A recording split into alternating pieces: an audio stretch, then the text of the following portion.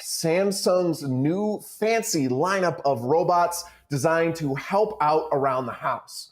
Joining me now to talk about these robotic helpers is CNET senior editor Bridget Carey, who is a big robot fan. And we also have Adam Kuhn, who is manager of home appliance product training at Samsung. Thank you for joining us today, Adam. Of course, thank you for having me.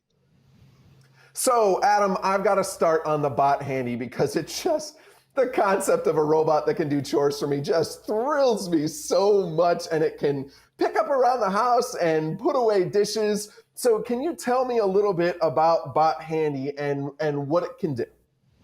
Yeah, absolutely. So, and believe me, I don't think anyone is going to disagree with you there that having a robot be able to help you through some of those daily tasks is something we'd all be interested in. When we thought about Bot Handy and what's coming out of our research laboratories as we advance into robotics is, as you pointed out, really creating robots that are built to help us with those day-to-day activities that allow us to, have an easier time throughout our day and to pick up some of those everyday tasks. So we look at something like the Bot Handy. It's a matter of not only understanding what those tasks are and being able to help complete them, but understanding what it is it's picking up and how much pressure, how much force, and how it would handle it. So picking up things like glasses or dishes versus that of like a children's toy, it's going to handle all of those things differently because it can feel out the material, understand how it's supposed to handle it, which then would empower it to be able to do things like you mentioned, set the table, put dishes away, and even load the dishwasher in the future. So the idea really, we said, is to build it so it can really handle all of that with the additional technology. And in the video, it's able to also like pour a glass of wine. So like it could be your sommelier. I mean, it seems super cool to be able to have that object recognition. And you're able to see it now like picking dishes up out of the dishwasher and putting them and loading them. And that seems super cool. Bridget, is this something that you would like to have around your house? Oh, please, please. Having two little ones around the house and covering CES, my place is a mess right now. So yes, I love looking at this stuff because it's one of those elements that, like, yeah, can you make my life easier? But I also sit and wonder, okay, it's great to see a video where it can, pick up a dish and do all that. But where are we in terms of the biggest challenges in getting these robots to do this smoothly? And for that matter, any home robot, what are we looking at right now for like getting to the next step to make that happen? Do I have to sit there and teach a robot everything? Like, this is what my dish is, and this is what the toy is. So I'm assuming that one's for me, so I'm going to take it. Fortunately for you, no, you're not going to be in a position where you have to do that. And we'll actually talk about it a little bit as we go some of the other products we're going to cover while we're all talking here today. The unit will actually be able to identify that on its own and utilize AI technologies to learn and be programmed to understand what it's picking up using a database of information that it can use as a reference to understand what it is. So once it's identifying that object, it can grab it with the proper force, understand what it's picking up, use the weight of the object to effectively pour that glass. So it's about it learning at the same time. So it'll be provided with information, certainly, to allow it to analyze its environment and then use reference material to ensure it understands what it's doing. So you won't be there with flashcards having to teach it. No. The idea is that it'll learn on its own, right, and then be able to identify the object and respond to it. And we said depending on the material, right? So it's picking up laundry or it's picking up a toy or a dish, understanding what it is, and then having the right programming and information to understand what to do with it. That just sounds so cool. I like knowing all of that and knowing that there's a robot coming to do my chores for me sounds so neat. And then you also debuted the Bot Care, which we're looking at now. So in addition to the Bot Handy, which is going to put away your dishes, your Bot Care is your all-in-one sort of like digital assistant to like keep you on schedule and things. Tell me a little bit about what the Bot Care can do. Yeah, absolutely. So when we look at Bot Handy being able to, like you said, pick up and help around the house and understand objects and be able to interact with them, Bot Care is built really around you. So managing your personal schedule, your health and wellness. You saw in the press conference and as far as the demo there, reminding you to stand up and take a stretch from being in front of the screens, what's going on your daily schedule, being able to remind you of calls or meetings that you may have. So it really becomes your companion throughout the day across personal and professional. and being able to kind of work with you throughout to make sure that you're staying on top of your schedule, that you're staying, like managing your health and wellness and getting out from behind the screen, understanding if you have an appointment to take the kids to or something that you have professionally or personally. So it's about kind of complementing it. So Bot Handy being designed really to help you around the house, while Bot Care is focused more on you and being your personal assistant and companion throughout the day.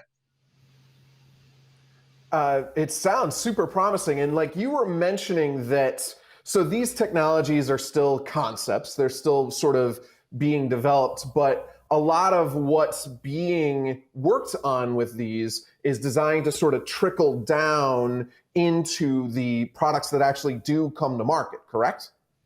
Yeah, absolutely. So while we're building out our robotics and we're expanding with Bot Care and Bot Handy and our retail bot and continuing to push and develop those and those innovations, at the same time, to your point earlier when we were mentioning how it learns, some of those technologies are able to come down into products that will be out on the market, like the JetBot 90, which we showcased as well at CES. So that'll be available in 2021, and we'll be utilizing that AI technology and object recognition. So while a lot of these are in concept, we're pushing them to really kind of push the envelope and keep innovating robotics. At the same point as those get perfected, we bring them into these products that are coming into the market to help solve those consumer pain points and make a more innovative and a more innovative and effective product like the JetBot 90. Oh, cool. Yeah. So, I mean, because the Bot Handy and the Bot Care are certainly like neat concepts, but right, you showed off, as you've mentioned, the JetBot 90, which is using some of that technology, and this year people are actually going to be able to buy it because it's a robot vacuum and it's got some unique features. So, Bridget, what do you want to know about the JetBot 90 that would convince you that this robot vacuum is worth a purchase?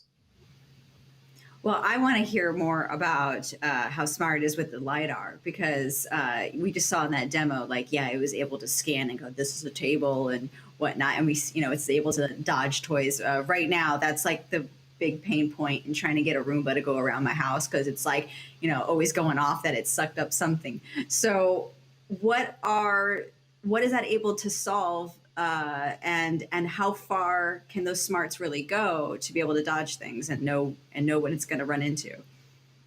Yeah, absolutely. So it's a great question, and it's a combination of multiple sensors that are on board. And the main hardware upgrade that helps with that is the 3D object camera in the front. So you have the LiDAR sensor, which you'll see in the rear of the unit, and that will measure out into 360 degrees to help map rooms on a larger scale. And then there's over 250,000 sensors in the front of it that are helping it understand height. There's gyro sensors built in, allowing it to sense what's around it and also understand where it is in relation to those objects. But that camera you see in the front that's playing right now, that's what's actually recognizing the images of the object and then detecting what it is. And our partnership with Intel allows it in real time to understand whether or not that object, it could be a danger to it or the surroundings, or cause it to make a bigger mess, or something that it can safely vacuum around. So things like electrical cords, toys, cups, plates, furniture, portable appliances like an air conditioner, it will understand what those objects are and then either take a really wide path away to avoid them and then alert you that there's something in its way via the SmartThings app, or it'll clean close to it because it knows it won't be a danger to the unit. So the object recognition component is actually being done by that camera, and then LiDAR plus the additional sensors and the camera work together to effectively map the room and ensure it gets the most efficient cleaning path while dodging those obstacles. So what's the biggest thing that, sorry, I was getting really excited there. I was going to, what's the biggest thing that is the challenge that confuses these types of machines the most? Is it the pet running by, the kid? Like what is that big challenge that we're keep trying to solve that is like, the thing that confuses it? Yeah, so for us, it was building a robotic vacuum that can be completely autonomous because it understands its surroundings in real time. So if I'm pulling up and let's say that, my child leaves a cup of water or juice on the carpet and I don't know, and the vacuum begins its path, typically it'll either try to bump into it to understand that it shouldn't go near it and potentially knock it over because it doesn't understand what that is, because it's really just looking that there's an obstacle there and it will get as close to it as possible or potentially hit it. Because the JetBot 90 AI Plus can understand that that is a cup and that it could be holding liquid and could in fact make a bigger mess, it will avoid it and take a berth around it. The same thing with utensils or string or electrical cords, because it understands that that could be a danger to the unit or make a bigger mess. So the real point is, how do we make it completely autonomous and really like a painless cleaning solution? Because I'm not worried about the vacuum either making a bigger mess or harming itself in the process, because it understands what's in its way. Rather than just knowing there's an object here, it knows, because that object is a danger, what to do with it. And then we'll also alert you. So if there's an electrical cord on the ground, inside of the SmartThings app, it'll put an icon letting you know that there's something there you should address, and then continue its cleaning path. So it also won't throw it off of its path. It will just dodge that and then continue cleaning as it mapped out to get you the most efficient and timely clean. So you mentioned that it creates a path as it goes, using that LiDAR to sort of map the room. Because one of the things I know about a lot of robot vacuums is that they can take a long time to get a job done. Does that sort of help it? Does it actually form any kind of pattern as it's going up and down the room? Like, I don't know, I love Zambonis. Does it like do like a Zamboni style thing as it's working?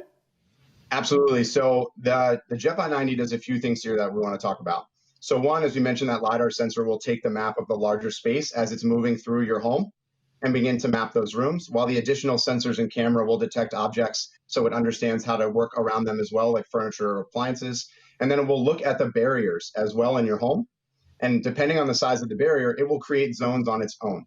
So it will continue to map out and say, okay, based on the fact that there's only a 3-foot gap here for me to go into this space, I'm going to zone this particular room here and then create another zone for this room. So I can more accurately tell it where I want to clean and schedule it in those different areas.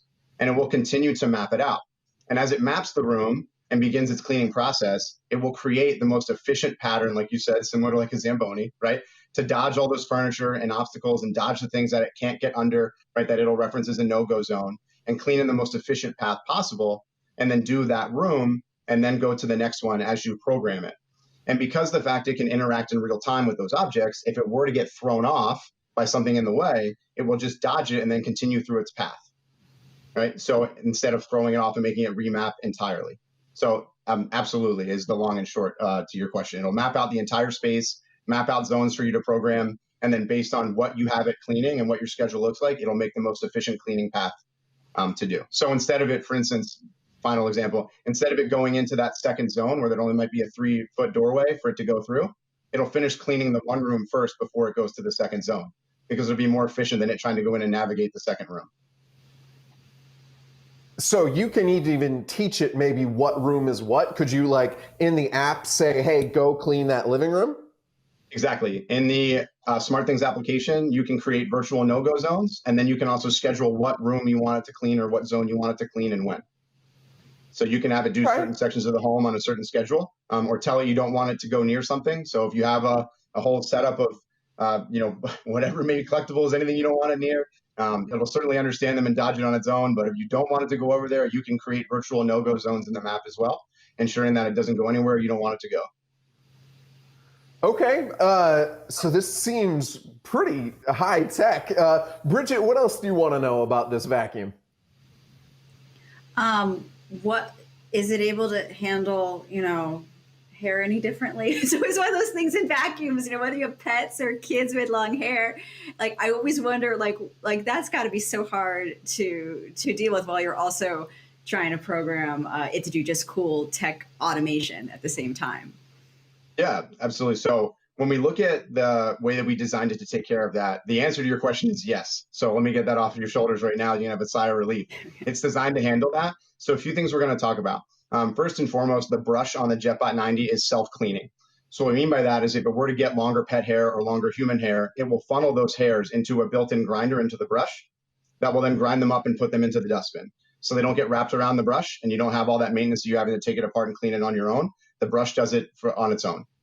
The second part of it is inside of the SmartThings application, you can turn on the smart cleaning mode where the unit will understand the type of flooring that it is cleaning and then automatically adjust the power depending on what it's cleaning. So if it's in a carpet, it'll start to obviously turn on the suction a little bit higher to make sure it's pulling out all the dust and debris from the carpet.